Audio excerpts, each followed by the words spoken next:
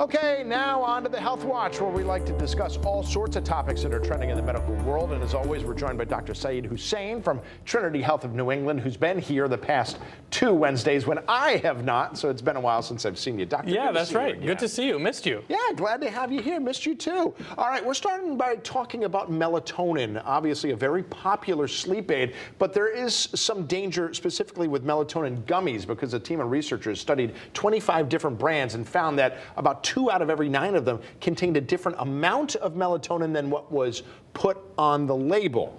How much of a difference does that make? Yeah, it makes a large difference, especially because, Tim, when you consider who takes these gummies, right? And usually it's the pediatric population, that means kids. Yeah. And parents may give them to kids. Kids like gummies. We've seen a high percentage, an increase of over 500% actually, in terms of calls from melatonin overdose from 2012 to 2021. That's huge. And this is data from the Poison Control. Wow.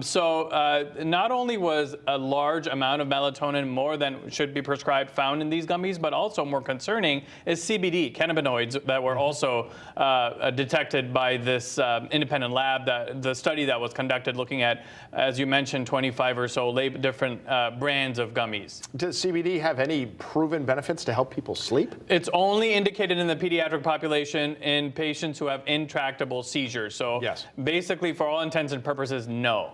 Is there a general idea of not only how much melatonin a person should take, but when? Does the time of day matter, considering it's a sleep-regulating hormone? Yeah. Do you want to do it at like sunset or something? Absolutely. It's a very small dose that's necessary, and it's usually around bedtime.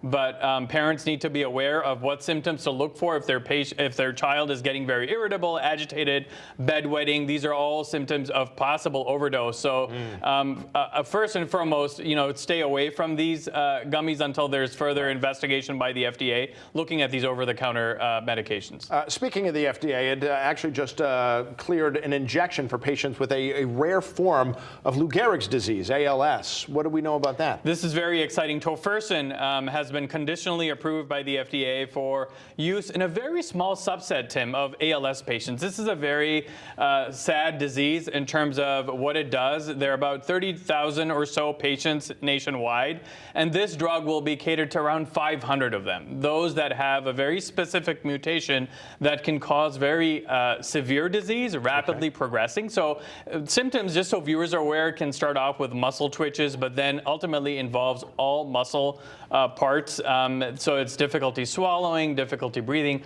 ultimately leading to death. Okay. Well, it's great news, unfortunately, for a small percentage of the population. But boy, it's a cohort that really needs some good news. That's right. It's good to see that they got it. All right, let's talk about the latest COVID variant of interest. And I'm just curious how interested we should be in it. I guess it's nicknamed Arcturus. I guess we're naming them after stars now. What do we know about that? Yeah, this is XBB.1.16. I feel like we discuss these variants every few weeks. Yeah, we do. The good news here is that data from India and other countries doesn't show us that it causes any severe disease than existing variants.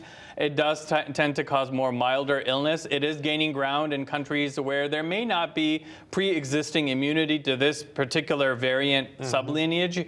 Yeah. So India is seeing an uptick in cases. We actually have 10% of cases now that are caused by XBB.1.16. So just to keep an eye on it, what I will reiterate, which I've mentioned previously, is those individuals that are 65 and above and those that have an immunocompromised condition should now roll up their sleeves if it's been more than 4 months to get the bivalent COVID-19 dose. Right. Well, it's good to see that, of course, nothing's guaranteed. We don't know what's coming down the road. It looks like that trend of maybe more contagious but less severe has been continuing now for probably a number of years, I guess. That's right. Absolutely. Okay, so that is good news. Let's just hope, let's leave well enough alone with that. Doctor, thank you so much for the time. Thank you. Good to see you. Yeah, likewise. We will see him again next Wednesday morning at 8:30. Okay.